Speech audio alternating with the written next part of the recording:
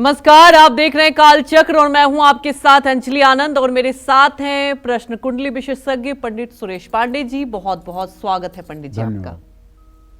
भगवान विष्णु ने खुद बताया है सत्यनारायण कथा का महत्व। जानिए सत्यनारायण कथा पढ़ने के 7 नियम और 7 लाभ सिर्फ काल चक्र में। तो जी हाँ, सत्यनारायण कथा के बारे में तो हम सभी को पता है, लेकिन इस घर में कब करना चाहिए, इस कथा को किस दिशा में बैठकर करना चाहिए और इस कथा में किन बातों का ध्यान रखना चाहिए और क्या सावधानियां रखनी चाहिए, यही बताने वाले हैं आज काल चक्र में पंडित सुरेश पांडे जी। क्योंकि सत्यनारायण की कथा से आपको जीवन के 7 सुख, 7 लाभ और 7 लक्ष्य मिल सकते हैं। तो बने रहिए काल चक्र के साथ।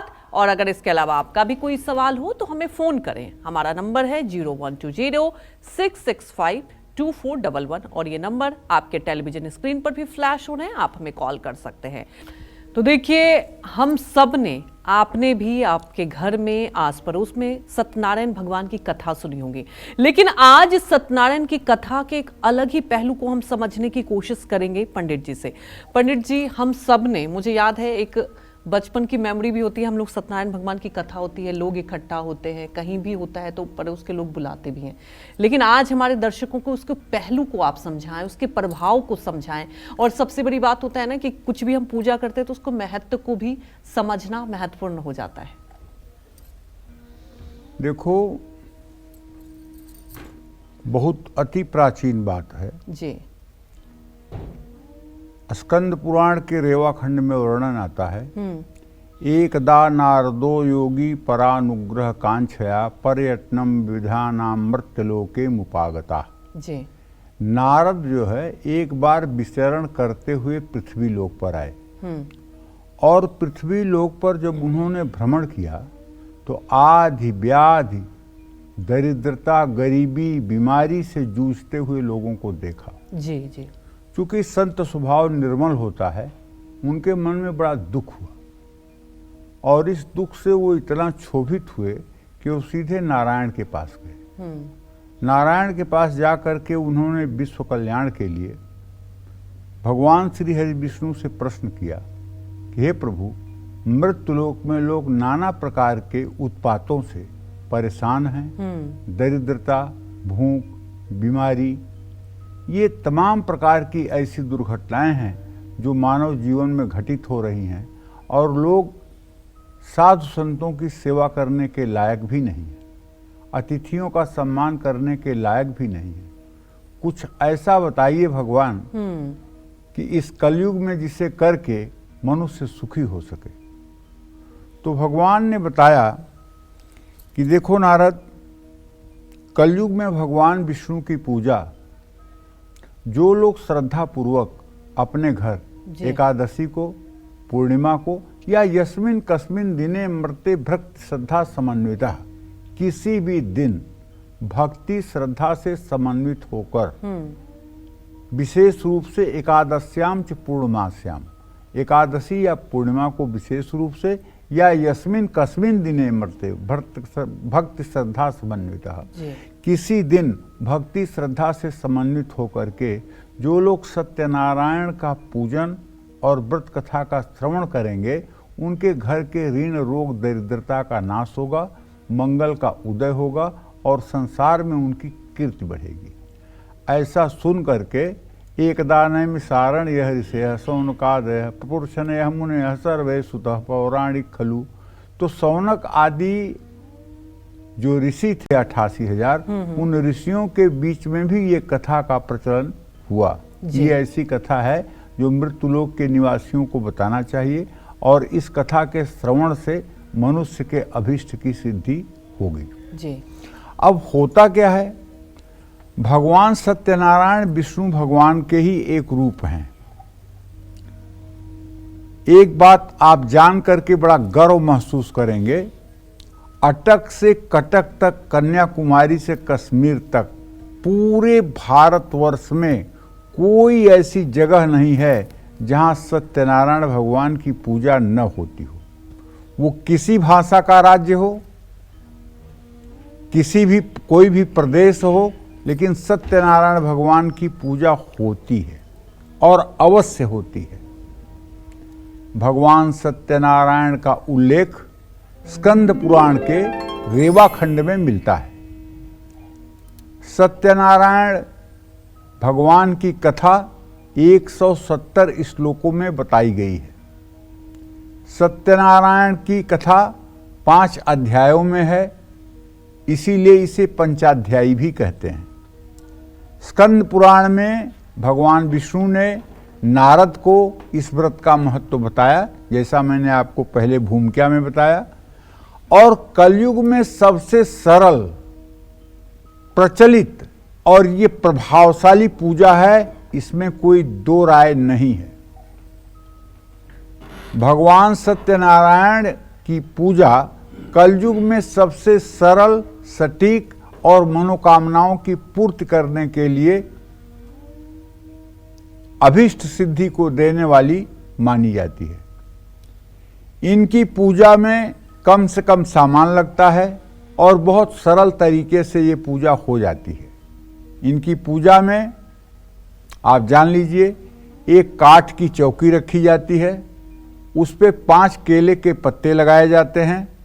ऐसे केले के पत्ते लगाए जाते हैं कि उन पत्तों से मंडप का आकार बन जाए, और फिर उस पे लाल कपड़ा बिछा करके या पीला कपड़ा बिछा करके शालिग्राम की शिला रखी जाती है।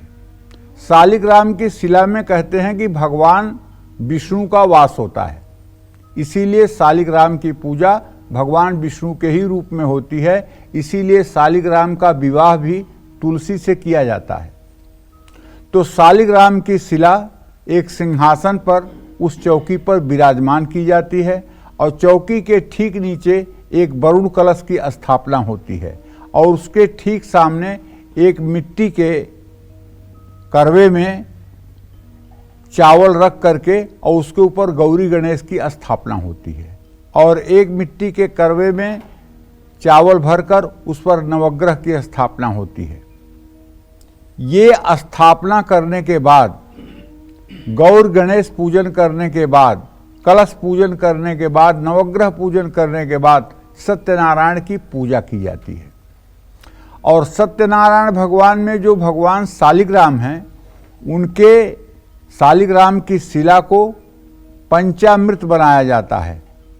गाय का दूध, गाय का घी, गाय की दही, गाय का घी और गंगा जल, चीनी मिलाकर के पंचामृत बनाया जाता है।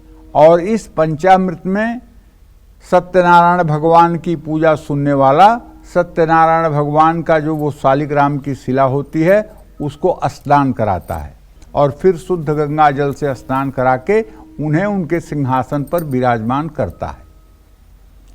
अच्छा, ये सारे क्रम, जैसे गौर गणेश नवग्रह के मंत्रों से उनकी पूजा होगी, लेकिन जब सत्यनारायण भगवान की शालिग्राम की पूजा होती है तो उस समय श्री और श्री पुरुष सूक्त का पाठ होता है। ओम सहस्रशीर्षा पुरुषः सहस्राक्ष सहस्रपाद सह भूमि ग्वं सर्वतः स्पृत्वा ततिष्ठ दशांगुलम् पुरुषय वेद सर्व यद्भूतं यच्च भाव्यम् उतामृत शेषानो जदनेन्नातिरोहति एतावादस्य महिमा तो जायास्य अधिपुरुषः सहजातो अत्यरिच्य तपश्चाद भूमिमथो पुरा।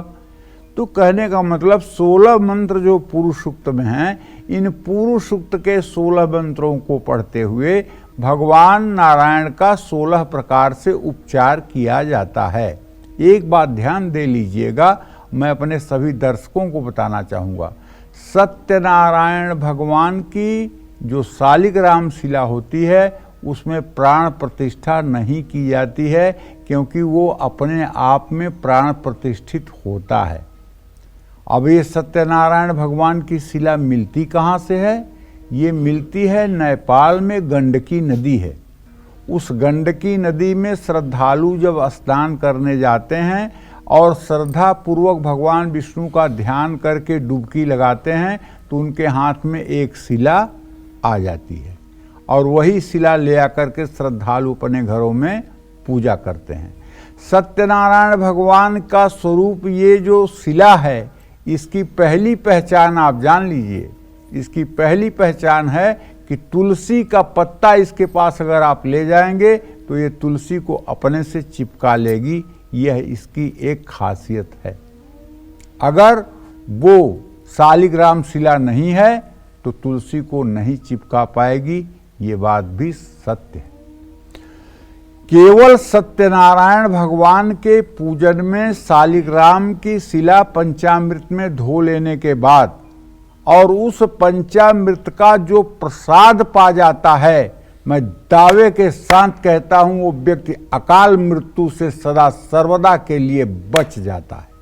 उसकी अकाल मृत्यु हो ही नहीं सकती है।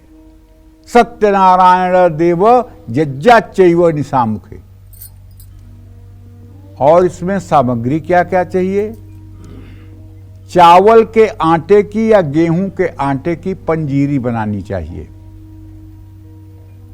और पंचामृत बनाना चाहिए।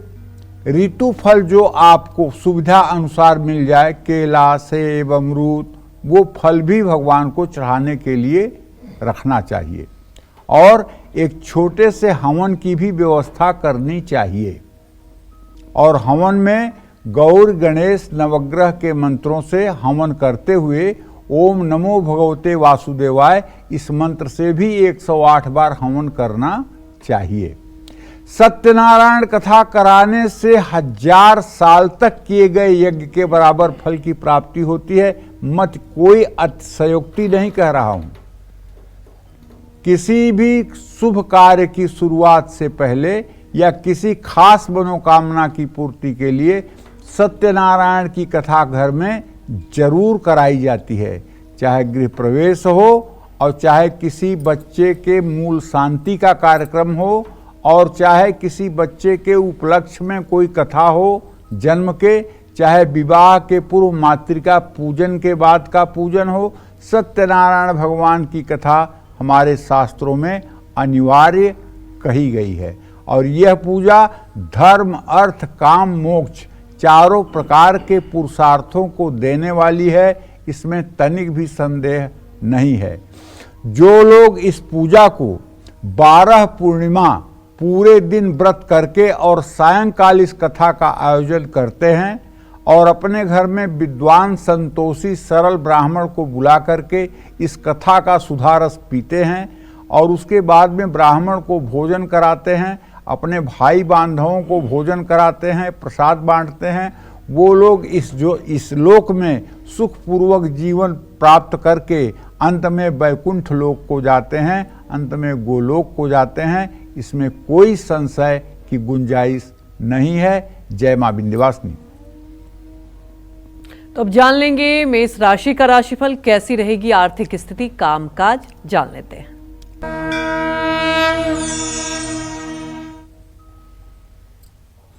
देखिए, मेष राशि के जातकों को बताना चाहूंगा कि आपकी राशि मेष राशि है जहां बृहस्पति की स्थिति बनी हुई है। बृहस्पति व्यय से होकर के हैं और आपका राशि स्वामी मंगल इस समय आपके 8वें भाव में है।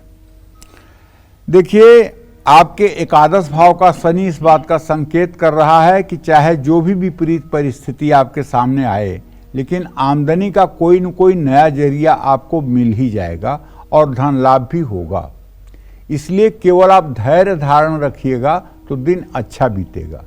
आपके क्रिएटिविटी की तारीफ होगी और दाम्पत्य जीवन में खुशियां लौटेंगी। योग प्राणायाम आप नित्य करें, स्वास्थ्य अच्छा रहेगा।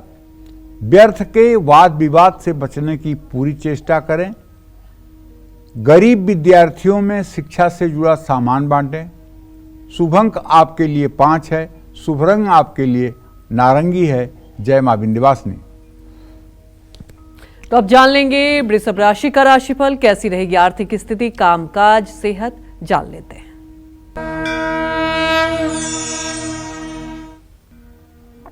देखिए, वृषभ राशि के जातकों को बताना चाहूंगा कि आपका राशि स्वामी शुक्र 6ठे भाव में है और आपके व्यय भाव में आय भाव का स्वामी बृहस्पति है।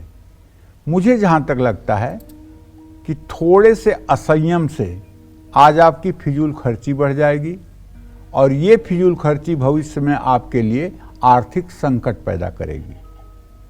हाँ, ये बात सही है कि दसम भाव में शनि है, नौकरी में तरक्की आपकी होगी, इसमें कोई दो राय नहीं है। लेकिन तृतीय भाव का स्वामी चंद्रमा अपने भाव से छठा है, तो भाई बहनों से बेवजह अनबन हो सकती है। आपको बाहरी खान पान बिल्कुल नहीं स्वीकार करना चाहिए, इससे आपके सेहत पर बुरा असर पड़ेगा। उधार के लेन देन से आपको आज बचना चाहिए। भगवान गणेश को पीले फूलों की माला चढ़ानी चाहिए। शुभ अंक आपके लिए 2 है, शुभ रंग आपके लिए पीला है। जय मां विंध्यवासिनी। तो देखिए, पंडित जी ने आपको बताया कि सत्यनारायण की कथा और पूजा कैसे करनी चाहिए, क्या क्या इससे फायदा होता है। लेकिन आपको बता दें कि सत्यनारायण की कथा से अहम कौन से आपको 7 लाभ मिलेंगे, ये भी हम जानते हैं। पंडित जी, कहा यह जाता है कि सत्यनारायण की जो कथा कराते हैं, जैसा कि आपने बताया कि सारी सुख की प्राप्ति हो जाती है, बैकुंठ तक चले जाते हैं। लेकिन ऐसा ये भी माना जाता है कि उस कथा को सुन लेने से भी चमत्कार होता है। सुनने से ही तो चमत्कार होता है जी, और सुनने से ही तो कथा का विस्तार हुआ जी। सबसे पहले एक ब्राह्मण दिन भर भिक्षा मांगता था जी जी, और एक लकड़हारा जो है वो दिन भर लकड़ी बेचता था, लेकिन दोनों ही अपने परिवार के आर्थिक गुजर बसर के लिए संपन्न नहीं थे। ब्राह्मण को जब सत्यनारायण भगवान के पूजन का विधान पता चला तो उसने जो एक दिन मन में सोचा कि आज जो मैं भिक्षा का अन्न पाऊंगा उसे बेचकर सत्यनारायण भगवान की कथा करूंगा जी। उस दिन संयोग ऐसा रहा कि उसको इतनी ज्यादा भिक्षा मिली कि उसको वो बेच करके और अच्छे ढंग से सत्यनारायण भगवान की कथा कर पाया और वो हर पूर्णिमा को कथा करने लगा। विप्र बहुत जल्दी संपन्न हो गया और उसके परिवार का अच्छे से भरण पोषण हो गया। एक दिन लकड़हारा थका हुआ सोचा कि अपने मित्र ब्राह्मण के घर चलता हूँ और वहीं विश्राम करता हूँ, इधर बीच उनसे मुलाकात नहीं हुई है, क्या उनका हाल चाल है, हाल चाल भी पूछूंगा। लकड़हारे ने जब जाकर देखा तो ब्राह्मण का तो पूरा रहन सहन जीवन स्तर ही बदल गया था। लकड़हारे ने हाथ जोड़कर पूछा कि हे ब्राह्मण देवता, ऐसा कौन सा चमत्कार हुआ कि आपके जीवन में इतनी रिद्धि सिद्धि हो गई। तो ब्राह्मण ने बड़े विनम्रता से बताया कि भगवान सत्यनारायण, भगवान श्री हरि विष्णु की कृपा से ये मेरे जीवन में चमत्कार हुआ है और मैंने सत्यनारायण भगवान का पूजन प्रत्येक अमावस्या के दिन किया है, इसलिए ये पूजन करके ही मैंने सुख को प्राप्त किया है। लकड़हारे ने संकल्प किया कि आज लकड़ी बेचने से जो भी मुझे पैसा प्राप्त होगा वो मतलब मैं सत्यनारायण भगवान की पूजन करूंगा। तो कहने को अगर इच्छा है, जैसा कि आपने पहले भी हाँ, कहा, तो लकड़हारा जब लकड़ी बेचने गया जी।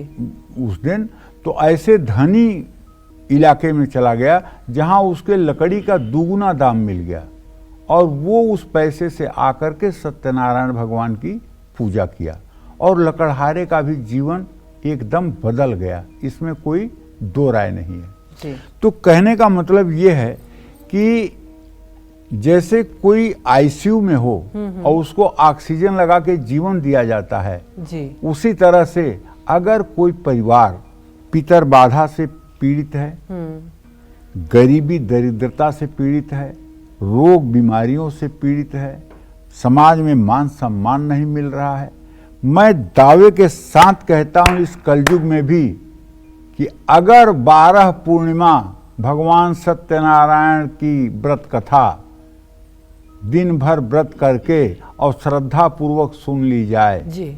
और अपने भाई बांधवों को बुलाया जाए, निमंत्रण दिया जाए और सब में प्रसाद वितरण कराया जाए तो 1 वर्ष के अंदर दुर्भाग्य से दुर्भाग्य युक्त व्यक्ति का भी सौभाग्य उदय हो सकता है। ऐसा भगवान श्री हरि विष्णु का कथन है, मेरा कथन नहीं है और ये कलयुग में 100% सत्य है। इसको मैंने अपने जीवन में आजमा करके देखा है, तब मैं इस बात को इतने दावे से कह रहा हूँ।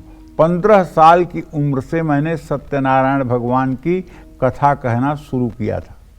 अच्छा, आप कथा कहते भी थे? अरे 15 साल की उम्र से करते थे, 9वीं कक्षा में पढ़ते थे तब करते थे जी। और हमारे गांव की एक यादव महिला बुजुर्ग थी, हाँ। वो कहती थी मैं छोटकू पंडित से ही कथा सुनूंगी। वो मुझसे ही सुनना चाहती थी। और उस जमाने में सोचो, सन 1970-71 में 15 रुपये मुझे मिलते थे और उस 15 रुपये से मेरा पूरे महीने का खर्चा जो है पढ़ाई का बहुत आराम से चलता था। तो कथा तो मैंने बहुत करी है, बहुत लोगों के यहाँ करी है। और ये कथा भी बहुत रोचक है पंडित जी, बहुत हमारे दर्शक रोचक भी, है, जानते बहुत हो। रोचक जी। है। और मैंने ये कथा जहाँ जहाँ कही है, उन लोगों की परिस्थिति कैसे दिन दूना रात चौगुना बदली है, मैं उसे अंजलि शब्दों में वर्णन नहीं कर सकता हूँ।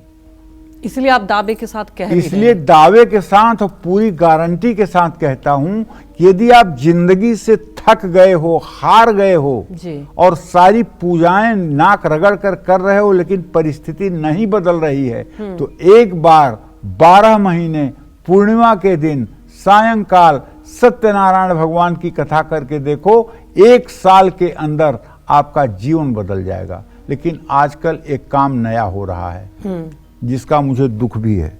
लोग सत्यनारायण भगवान की कथा तो सुन रहे हैं, हाँ। लेकिन अपने से ही कथा की किताब पढ़ ले रहे हैं, अपने से ही पाठ कर ले रहे हैं।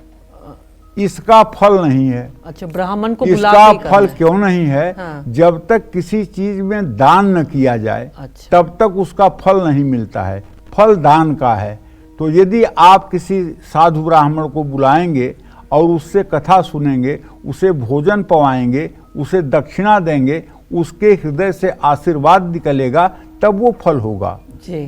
श्रीमद् भागवत महापुराण के 3 स्कंध के 29वें अध्याय में एक वर्णन आता है कि जो मनुष्यों के अंदर, सभी जीवों के अंदर भगवत भाव को नहीं देखता है और हमारे पत्थर और तमाम प्रकार की मूर्तियों की पूजा करता है, वो राख में हवन करने के बराबर यज्ञ करता है।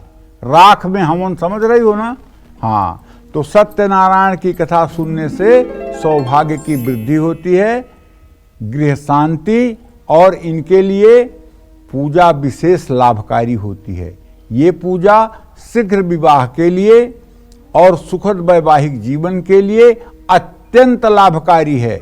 ये पूजा संतान के जन्म के अवसर पर और संतान से जुड़े अनुष्ठानों पर बहुत लाभकारी है। विवाह के पहले और बाद में सत्यनारायण की पूजा बहुत शुभ फल देती है। आयु रक्षा, सेहत से जुड़ी समस्याओं में और घर में सत्यनारायण की कथा पढ़ने से बहुत लाभ होता है। सत्यनारायण की कथा करने से धन लाभ होता है और अंत में मोक्ष की प्राप्ति भी होती है। सत्यनारायण की कथा करने से दुर्भाग्य का अंत हो जाता है। जय मां विंध्यवासिनी। तो आगे और भी जानेंगे सत्यनारायण कथा के महत्व को, लेकिन उसके पहले जान लेते हैं मिथुन राशि का राशिफल कैसा रहेगा आज का उनका पूरा दिन।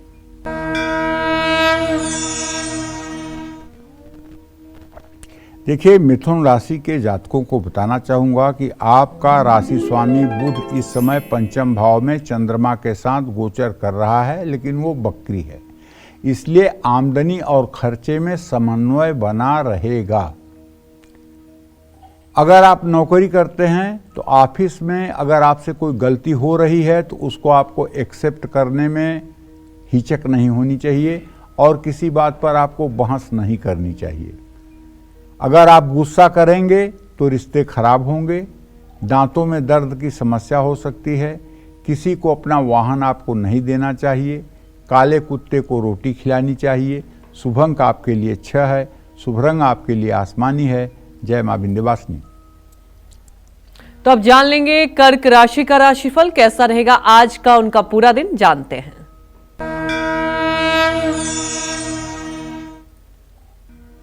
देखिए, कर्क राशि के जातकों को बताना चाहूंगा कि चंद्रदेव इस समय धनु राशि पर 26 अंश 59 कला पर गोचर कर रहे हैं। ज़्यादा से ज़्यादा ये कुछ घंटों में अपनी राशि बदल लेंगे। अभी ये 6ठे स्थान में है। तो ऐसे में सूर्य की स्थिति को देखते हुए हम एक बात कहना चाहेंगे कि अगर कोई पुराना आपने शेयर खरीदा हुआ है या पुराना कहीं आपने इन्वेस्टमेंट किया हुआ है तो उससे धन लाभ की संभावना बनी हुई है। ऑफिस में साथ काम करने वाले लोग आपकी मदद करेंगे। बच्चों से शुभ समाचार आपको मिलेगा। मौसमी बीमारियों से खुद को बचाइएगा। जल्दबाजी में कोई हस्ताक्षर मत करिएगा। बहते हुए जल में नारियल प्रवाहित करिएगा। शुभ अंक आपके लिए 2 है। शुभ रंग आपके लिए पीला है। जय मां विंध्यवासिनी। सत्यनारायण की कथा के 7 लाभ, 7 फायदे कौन से हैं, यही बता रहे हैं आज हमें पंडित सुरेश पांडे जी। लेकिन अगर आपने अब तक सत्यनारायण की कथा नहीं की है तो चलिए और भी कुछ हम जानते हैं और इसके फायदे के बारे में जानते हैं। पंडित जी, ये बात तो पक्की है और आपने तो दावा भी किया क्योंकि आपका खुद का ये तजुर्बा है। आपने बहुत कम उम्र से ये कथा कराया भी और आपने बदलाव भी देखा। और मुझे उम्मीद है जो हमारे दर्शक आज ये हमारा एपिसोड देख रहे होंगे, जिन्होंने नहीं भी कराया है, वो जरूर सत्यनारायण की कथा करेंगे। पक्की बात है कि इससे बहुत फायदे होते हैं। हमारे दर्शकों को और आप विस्तार से इसके फायदे के बारे में बताएं। देखो, जैसे सूरज को दिया दिखाया जाए तो कोई मतलब नहीं होता है, उसी तरह से सत्यनारायण भगवान के कथा के फल को कहने के लिए सरस्वती का भी मुंह छोटा पड़ जाएगा। मैं पूरे जिम्मेदारी के साथ कहता हूं कि यम यम चिंतयते कामम तम तम प्राप्नोति निश्चितम। आप जिस मनोकामना से सत्यनारायण भगवान के कथा पूजन व्रत कथा का श्रवण करेंगे, वो सारी मनोकामनाएं आपकी भगवान श्री हरि विष्णु की कृपा से सद्य पूर्ण हो जाएंगी। जिस तरह से आप सूर्य को चैलेंज करिए कि सूर्य तुम्हारे अंदर हिम्मत हो तो अंधकार करके दिखाओ, तो सूर्य अंधकार नहीं कर सकता, उसकी सामर्थ्य नहीं है। उसी तरह से हमारे प्रभु जो भगवान श्री हरि विष्णु हैं, वो मंगल भवन हैं, वो अमंगल नहीं कर सकते। वो सिर्फ और सिर्फ अपने भक्तों का, अपने परायण हुए लोगों का मंगल ही करते हैं। मंगल भवन अमंगल हारी, द्रवहु सो दशरथ अजिर बिहारी। जिनका लक्ष्मी पैर सहलाती हैं और वो हर समय अपने भक्तों की तरफ देखते हैं। देखिए ना, कभी अपने भक्त का वो रथी बन जाते हैं, ड्राइवर बन जाते हैं, उसका रथ हाँकने लगते हैं। कभी सबरी की जूठी बेर खाने लगते हैं, कभी गिधराज को अपने गोद में लेकर उसकी अंत्येष्टि करने लगते हैं, कभी विद्वानी के केले के छिलके खाने लगते हैं। तो कहने का मतलब वो तो अपने भक्तों के वशीभूत है। भक्त उन्हें अधीन करके रखते हैं। और वही भगवान कलयुग में, चूंकि कलयुग में धर्माचरण की कमी है, इसलिए कलयुग में एक छोटी पूजा सत्यनारायण की पूजा बताई गई, जिसमें भगवान श्री हरि विष्णु के समस्त पूजन का फल है। पहली बात, यह कथा सुनने से और पढ़ने से मन शांत होता है। लेकिन एक बात ध्यान रखिएगा, अगर कहीं सत्यनारायण भगवान की कथा हो रही है और शंख की आवाज आपके कानों में जा रही है और आपने अहंकार बस जाकर प्रणाम नहीं किया और प्रसाद नहीं ग्रहण किया, तो आप दुख भोगने के लिए भी तैयार रहिए। एक राजा गोप बालों द्वारा किए हुए कथा के आयोजन में न तो शरीक हुआ और न तो प्रसाद ग्रहण किया। घर जाकर देखता है तो उसका पूरा राज्य नष्ट हो गया। पुनः आकर के वो गोप बालों के साथ जब कथा सुना, तब जाकर के उसका राज्यपाठ हुआ। इसी तरह से एक वैश्य साधु नाम बनिया को संतान प्राप्ति नहीं हो रही थी। उसने जब ब्राह्मण के यहाँ कथा देखा तो जाकर अपने पत्नी से कहा कि हमारे भी अगर कोई संतान होगी तो मैं भी भगवान सत्यनारायण की कथा सुनूंगा। उसे 9वें महीने में एक कन्या रत्न की प्राप्ति हुई। दिने दिने सा वृद्धे शुक्ल पक्षे यथाशसी। और वो कन्या जैसे शुक्ल पक्ष का चंद्रमा बढ़ता है, वैसे दिन दिन कला के अनुसार वो कन्या बढ़ने लगी। लेकिन बनिया ने कथा नहीं सुना। बनिया ने अपने पत्नी से कहा, पत्नी के कहने पर, कि जब इसका विवाह करने लगेंगे तब कथा सुन लेंगे। लेकिन विवाह के समय भी बनिया ने कथा नहीं सुना और कन्या का विवाह कर दिया। और विवाह करने के बाद दामाद को लेकर के वो व्यापार के लिए निकल गया। व्यापार के लिए जब वो खूब कमा करके आ रहा था तो राजा चंद्रकेत को यहाँ चोरी हो गई और चोर जहां पर इनकी नाव खड़ी थी वहीं पर चोरी का सामान छोड़कर भाग गए। राजा के सैनिकों ने इन्हें ही चोर समझ करके कारागार में डाल दिया और इनकी सारी संपत्ति को जब्त कर लिया। जब ये जेल में सड़ने लगे, रोने गाने लगे, तब इन्होंने प्रायश्चित किया कि हे प्रभु, मुझे माफ कर दो, अगर मैं यहाँ से छूटूंगा तो सत्यनारायण भगवान की कथा जरूर सुनूंगा। और उधर इनके पत्नी को प्रेरणा हुई, उसने भी सत्यनारायण भगवान की कथा करने का आयोजन किया। राजा को स्वप्न हुआ कि इन दोनों वैश्य लोगों को निरपराध हैं, छोड़ दो, नहीं तो तुम्हारे राज्य का नाश हो जाएगा, इनकी सारी संपत्ति दे करके इन्हें विदा कर दो। राजा ने उन्हें ससम्मान संपत्ति देकर विदा कर दिया। लेकिन कहते हैं ना कि नेचर और सिग्नेचर नहीं बदलता है तो आदमी की आदत नहीं बदलती है। भगवान ने सोचा कि अब इतना बड़ा इसका काम किया हूं, अब देखता हूं कि इसकी बुद्धि में सुधार आया है कि नहीं। जब वो नाव पर दामाद और ससुर बैठे थे तो भगवान एक दंडी साधु के वेश में आकर के पूछे कि बच्चा, तुम्हारे नाव में क्या भरा हुआ है? तो साधु नामक बनिया ने सोचा कि ये तो साधु कुछ मांगने के लिए आ गया है, इसलिए कहा कि महाराज जी, मेरे नाव में तो लाची, लौंग, मसाला भरा हुआ है, और क्या है मेरे नाव में?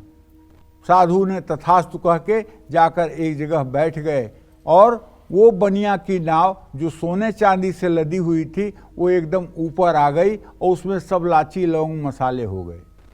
ये देख करके वो पागल हुआ और जा करके उस साधु के श्री चरणों में गिरा। उन्होंने कहा कि देखो, तुम्हारे बार बार की गलतियों से तुम्हें ये सजा मिल रही है और तुम झूठ बोलना बंद नहीं कर रहे हो। तब उसने तमाम प्रकार के प्रायश्चित किए और पुनः उसकी नाव पूर्व अवस्था में आई और वो लेकर के अपने देश को पहुंचा। और उधर क्या हुआ कि उसकी पत्नी कथा सुन रही थी। पत्नी ने जब सुना कि पतिदेव आ रहे हैं तो वो कथा को पंडित जी से कह करके कि आप पूरी करिएगा, मैं पति की अगवानी में जा रही हूँ। तब तक पुत्री कथा सुन रही थी।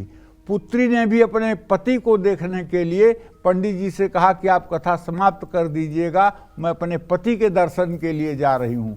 दोनों ने महाअपराध किया प्रसाद को छोड़कर, और दोनों जब नाव के किनारे जहाँ नाव थी पहुँचे तो वहाँ नाव अलक्ष्य हो गई। दामाद और ससुर गायब हो गए। दोनों वहाँ रुदन करने लगी, दोनों वहाँ रोने लगी और भगवान सत्यनारायण से अपने गलती के लिए क्षमा मांगने लगी।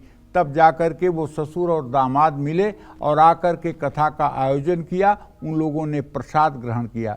तो कभी ऐसी भूल मत करिएगा, अपने सम्मान को इतना मत बड़ा करिएगा कि भगवान से भी बड़े आप हो गए हैं।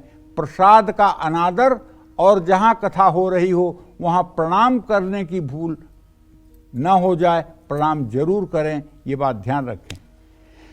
ये पढ़ने से मन भी शांत होता है, शत्रुओं का शमन भी होता है, विजय की प्राप्ति भी होती है। घर में सत्यनारायण की कथा करने से पूर्वजों को भी शांति मिलती है। सत्यनारायण की कथा से सुख, समृद्धि, यश, कीर्ति की प्राप्ति होती है। संतान सुख पाने के लिए भी सत्यनारायण का व्रत किया जाता है। इस कथा को ध्यानपूर्वक करने से मन पर नियंत्रण स्थापित हो जाता है, इसमें कोई संदेह नहीं है। जय मां विंध्यवासिनी। तो अब जान लेंगे सिंह राशि का राशिफल कैसा रहेगा आज का उनका पूरा दिन।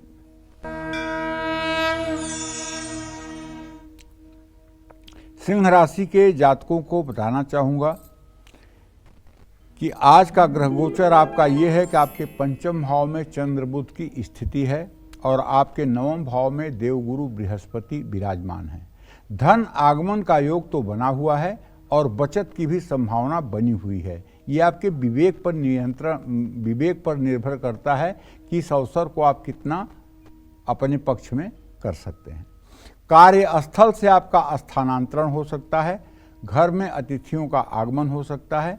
स्किन से रिलेटेड कुछ समस्या हो सकती है। किसी अनजान व्यक्ति से गुप्त बात साझा न करें। छोटी कन्याओं में वस्त्रदान करें। शुभ अंक आपके लिए 5 है। शुभ रंग आपके लिए लाल है। जय मां विंध्यवासिनी। तो अब जान लेंगे कन्या राशि का राशिफल कैसी रहेगी उनकी आर्थिक स्थिति, कामकाज और आज कैसा बीतने वाला है उनका पूरा दिन। कन्या राशि का स्वामी बुध इस समय चतुर्थ भाव में चंद्रदेव के साथ विराजमान है। ऐसे में देखा जाए तो आपके व्यय भाव का स्वामी सूर्य मंगल के साथ अंगारक योग बना रहा है। बीमारियों पर पैसा खर्च होगा। लेकिन अगर आप नौकरी करते हैं तो कोई काम पेंडिंग मत छोड़िएगा, ऑफिस में अपना काम पूरा करिएगा। पारिवारिक उलझनें थोड़ी सी कम होंगी। घुटनों का दर्द आपको परेशान कर सकता है। नई योजना में निवेश करने से आपको बचना चाहिए, क्योंकि ग्रह गोचर बहुत अनुकूल आपके नहीं है। दुर्गा मंदिर में शाम को घी का दिया जलाना चाहिए। शुभ अंक आपके लिए 4 है। शुभ रंग आपके लिए केसरिया है। जय मां विंध्यवासिनी। तो देखिए, हमारे शास्त्रों में पूजा पाठ के नियम हैं, और अगर आप किसी विशेष उद्देश्य से कोई पाठ करते हैं तो फिर उसमें तो नियमों का पालन करना ही चाहिए। क्या सत्यनारायण की कथा से जुड़ी भी कुछ बातें हैं जिनको हम सभी को ध्यान रखना चाहिए? आइए जान लेते हैं पंडित जी से। बताएं पंडित जी। देखिए, किसी भी पूजा या उपासना के लिए कोई न कोई शुभ दिन और कोई न कोई शुभ मुहूर्त तो जरूर होता है। सत्यनारायण की कथा करने के लिए सबसे उत्तम तिथि पूर्णिमा तिथि मानी जाती है। गुरुवार के दिन भी सत्यनारायण की कथा करना शुभकारी होता है। संक्रांति के दिन भी सत्यनारायण की कथा घर में की जा सकती है। जिस दिन सूर्य एक राशि से दूसरे राशि पर प्रवेश करता है उसको संक्रांति कहते हैं, और ये संक्रांति हर महीने के 14, 15, 16 तारीख को ही होती है। इन्हीं 3 तारीखों में किसी तारीख पर होती है, ध्यान रखिएगा।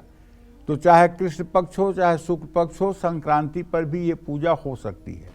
अचानक आपके परिवार पर अगर कोई संकट आ गया है तो किसी भी दिन सत्यनारायण की कथा की जा सकती है। अगर अचानक कोई बहुत बड़ी विपदा आ गई है तो उस आदमी के ऊपर से एक 10-20 रुपए का नोट 5 बार वार करके और उसे पूजा स्थान में रख करके कह दीजिए कि हे सत्यनारायण भगवान, इस विपत्ति का समाधान करिए, हम पूर्णिमा पर आपकी कथा सुनेंगे। देखिए, तत्काल 5 मिनट के अंदर आपको राहत दिखाई देगी। शाम का समय पूजा करने के लिए सबसे शुभ होता है, लेकिन पूरे दिन व्रत करके तब ये पूजा करनी चाहिए। अगर पति पत्नी दोनों हैं तो पति पत्नी दोनों हैं तब ये पूजा करनी चाहिए। अगर पत्नी रजस्वला हो तो पति को भी पूर्णिमा के दिन पूजा नहीं करनी चाहिए। सत्यनारायण की कथा उत्तर या पूर्व दिशा की ओर मुंह करके ही करना चाहिए। सत्यनारायण की कथा में केले के पेड़ के नीचे कथा सबसे उत्तम होती है, लेकिन अगर ये संभव नहीं है तो केले के 5 पत्ते काट के लाइए और उसको चौकी पर चारों तरफ से बांध करके उसको मंडप का आकार दीजिए। उसमें पीला कपड़ा बिछा करके शालिग्राम की शिला स्थापित करिए। घर के ब्रह्मस्थान में सत्यनारायण की पूजा करना उत्तम माना गया है। अगर घर का ब्रह्मस्थान पूजा के योग्य नहीं है तो आप ईशान कोण में भी इस पूजा को कर सकते हैं। सत्यनारायण कथा के भोग में पंजीरी, पंचामृत, केला, तुलसी, ये सारी वस्तुएं जरूर सम्मिलित होनी चाहिए। चरणामृत में भी खूब तुलसी के पत्ते डाल दीजिएगा, ताकि जितने लोगों को चरणामृत मिले सबको एक एक तुलसी का पत्ता मिले और सब अकाल मृत्यु से बच जाएं। इसलिए सबके कल्याण की कामना को करते हुए ये पूजा करनी चाहिए। सिर्फ अपने कल्याण के लिए नहीं, जगत कल्याण के लिए और संसार के कल्याण के लिए, अपने यहाँ आगंतुकों के कल्याण के लिए ये पूजा करनी चाहिए। जय मां विंध्यवासिनी। तब आगे जान लेते हैं तुला राशि का राशिफल कैसा रहेगा आज का उनका पूरा दिन। देखिए, तुला राशि के जातकों को बताना चाहूँगा कि आपके राशि में 18 डिग्री 4 अंश 4 कला पर इस समय शुक्र की स्थिति है। किसी कारोबारी डील में धन लाभ तो होगा, इसमें कोई संदेह नहीं है। लेकिन अगर आप चाहें तो नई नौकरी के लिए भी आवेदन कर सकते हैं। धैर्य अगर आप रखेंगे तो रिश्ते निश्चित रूप से सुधरेंगे। नींद न आने की समस्या हो सकती है। नई प्रॉपर्टी के पेपर अच्छे से जांच लें। माता पिता का आशीर्वाद लेकर घर से निकलें। शुभ अंक आपके लिए 9 है। शुभ रंग आपके लिए सफेद है। जय मां विंध्यवासिनी। तो सत्यनारायण की कथा का क्या महत्व है, इसके क्या फायदे हैं, ये तो आपको पंडित जी ने बताए। अगर आप भी अपने घर में ये कथा करना चाहते हैं तो इसकी विधि क्या है, इसका पाठ किस तरह से किया जाना चाहिए, अब ये जान लेते हैं पंडित जी से। बताएं पंडित जी। देखो, मैंने तो सारी कथा का विधि और महात्म बता दिया जी। अब एक बार फिर से बता रहा हूँ। घर के ब्रह्मस्थान पर केले के पौधों से मंडप बनाएं, पहले भी बता चुका हूँ। भगवान सत्यनारायण के विग्रह या चित्र की स्थापना करें, लेकिन शालिग्राम की शिला जरूर करें। कलश और दीपक की भी स्थापना करें। सबसे पहले गौरी गणेश, कलश और नवग्रह का पूजन करें। इसके बाद भगवान सत्यनारायण की जो शालिग्राम की शिला है उसका पूजन करें। पुरुष सूक्त के 16 मंत्रों से उनकी पूजा करें। सत्यनारायण भगवान को जनेऊ जरूर अर्पित करें। भगवान को फल, पंचामृत, पंजीरी, वस्त्र, तुलसी दल जरूर अर्पित करें और उनकी व्रत कथा कहें या सुनें और आरती करें। इसके बाद फल आरती सब में दिखाएं, आरती को सभी लोग पाएं और उसके बाद में फल, प्रसाद और पंजीरी, चरणामृत सभी उपस्थित जन समुदाय में बांटें। और जो लोटे का पानी बचा हुआ है, अगर सूर्योदय का समय है तो सूर्य को अर्घ दें, अगर चंद्रोदय का समय है तो चंद्रमा को जाकर अर्घ दें।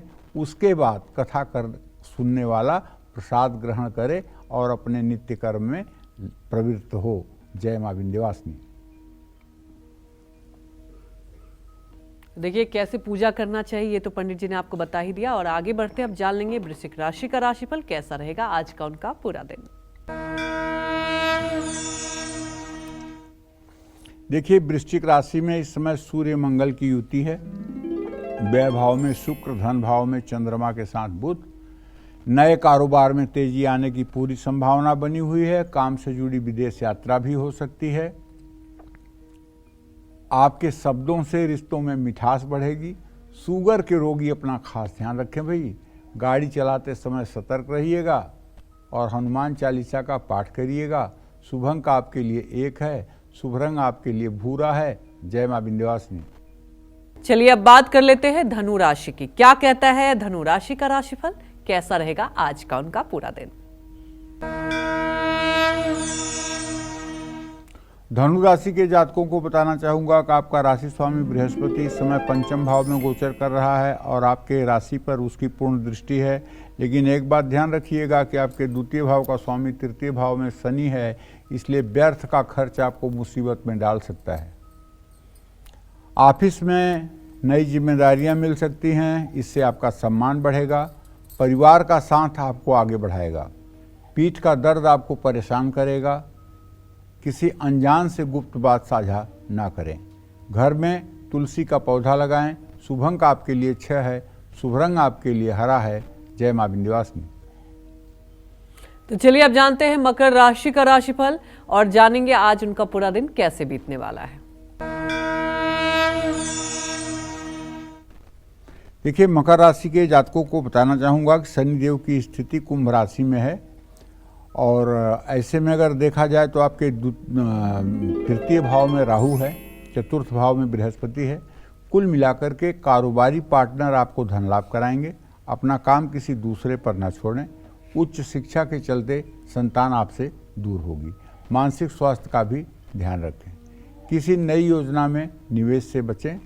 जरूरतमंदों में कंबल दान करें। शुभ अंक आपके लिए 9 है, शुभ रंग आपके लिए आसमानी है।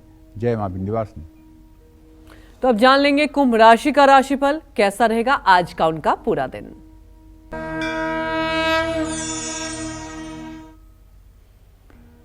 देखिए, कुंभ राशि के जातकों को बताना चाहूंगा कि आपके ग्रहों के अनुसार द्वितीय भाव में राहु की स्थिति इस बात को संकेत कर रही है कि आज कर्ज लेने की स्थिति बन सकती है। नौकरी पेशा आज संयम के साथ काम करें। पारिवारिक माहौल खुशनुमा रहेगा। ज़्यादा कामकाज से थकान बनी रहेगी। बड़े बुजुर्गों का अपमान बिल्कुल ना करें। गाय को रोटी खिलाएं। शुभ अंक आपके लिए 4 है, शुभ रंग आपके लिए ग्रे है। जय मां विंध्यवासिनी। तो अब जान लेंगे आज के हमारे कुंडली विजेता कौन है। तो पंडित जी मैं आपको बता दूं, आज के जो हमारे कुंडली विजेता हैं वो इंदौर के रहने वाले हैं, मध्य प्रदेश से। अभिषेक सिंह। इनका डेट ऑफ बर्थ है 17 अगस्त 2002 और पंडित जी का टाइम जो है डेट ऑफ बर्थ का 5:55 मॉर्निंग में और place of birth Indore MP से। और ये जानना ये चाहते हैं पंडित जी कि ये सरकारी नौकरी की तैयारी कर रहे हैं और इनकी नौकरी कब तक लगेगी, अगर सरकारी नौकरी का योग नहीं है तो क्या करें अपने करियर में। दूसरा सवाल भी इन्होंने पूछा है पंडित जी कि इनके इष्ट देव कौन हैं और किस प्रकार अपने इष्ट देव की ये उपासना करें। देखिए, ऐसा है कि आपकी जन्म कुंडली कर्क लग्न की वृश्चिक राशि की है। कर्क लग्न में बृहस्पति उच्च का होकर के बैठा हुआ है, इसलिए आप धार्मिक हैं, दयालु हैं, परोपकारी हैं, इसमें कोई डाउट नहीं है। लेकिन आपका चंद्रमा, आपका शुक्र और आपका मंगल, ये 3 ग्रह नीच राशि में बैठे हुए हैं। मान लो मंगल का तो नीच भंग हो रहा है बृहस्पति के साथ, लेकिन चंद्रमा और शुक्र का नीच भंग नहीं हो रहा है, इसलिए सरकारी नौकरी मिलने की संभावना तो बिल्कुल नहीं है। हाँ, एक बात जरूर कह सकता हूं कि सूर्य आपका उच्च नवांश में द्वितीय भाव में बैठा है, पैसा आप खूब बनाओगे, इसमें कोई दो राय नहीं है। तो प्राइवेट सेक्टर में भी काम करके आप सफलता हासिल करोगे, इसमें कोई दो राय नहीं है। लेकिन अभी शुक्र की दशा चल रही है, शुक्र नीच राशि में है, इसलिए भाई अगर आप चाहते हैं कि आपकी जीवन खुशहाल रहे तो आपको भगवती दुर्गा की आराधना करनी चाहिए। दुर्गा चालीसा का नित्य आपको पाठ करना चाहिए और हो सके तो ह्रीम दुन दुर्गाय नमः इस मंत्र का 10 माला जप भी आपको कम से कम 125 दिन जरूर करना चाहिए। निराश और नर्वस नहीं होना चाहिए। सरकारी नौकरी का योग नहीं है तो कोई बात नहीं है, लेकिन जीवन सफलता की ओर बढ़ेगा। वैसे बताऊं, त्रिभिर अस्तय गतन जड़, 3 ग्रह अगर अस्त के हों और त्रिभिर निश्चय भवेद्दास, 3 ग्रह अगर नीच के हों तो नौकरी का योग तो बन जाता है, लेकिन प्राइवेट नौकरी का योग बनता है, सरकारी नौकरी का योग नहीं बनता है। आपके इष्ट देव भगवान श्री हरि विष्णु हैं, कृष्ण हैं, राम हैं। आप इन 3 देवताओं में से किसी को अपना इष्ट मान करके आराधना शुरू करें, आपकी मनोकामना पूरी होगी। जय मां विंध्यवासिनी। कौन से 5 पौधे लगाने से बढ़ेगी इनकम, संपत्ति और खुशियां, आइए जानते हैं, बताएं पंडित जी। देखिए, अपने सभी दर्शकों को बताना चाहूँगा कि वैसे घर में मनी प्लांट की बेल लगाने से समृद्धि बढ़ती है। घर में मनी प्लांट को हर समय दक्षिण पूर्व के कोने में अर्थात अग्निकोण में, साउथ ईस्ट में लगाना चाहिए, ये उत्तम माना गया है। आग्नेय कोण के देवता भगवान गणेश हैं और प्रतिनिधित्व यहाँ शुक्र ग्रह करता है। मनी प्लांट की तरह ही जेड प्लांट को भी घर में लगाने से धन बढ़ता है। घर में सफ़ेद पलाश का पौधा भी धन को आकर्षित करता है। घर में लगा कनेर का पौधा भी आमदनी को बढ़ाता है, लेकिन दरवाजे के सामने कनेर का पेड़ नहीं होना चाहिए, ये नुकसानदायक होता है। अगल बगल द्वार बेध न हो तो इसे आप लगा सकते हैं। कनेर के पौधा देवी लक्ष्मी का प्रतीक माना जाता है। ऐसे में सफ़ेद कनेर का पौधा घर में लगाने से माँ लक्ष्मी का स्थायी वास होता है। घर में लगा सफ़ेद अपराजिता का पौधा धन लक्ष्मी को आकर्षित करता है। पारिजात के फूलों को हरसिंगार भी कहा जाता है। हरसिंगार या पारिजात का पेड़ जिस भी घर में होता है वहाँ सुख समृद्धि का वास होता है। ऐसे घर में कम तनाव होता है। जय मां विंध्यवासिनी। तो चलिए अब बात कर लेते हैं मीन राशि वालों की, जानते हैं आज उनका भाग्य कितना मजबूत है।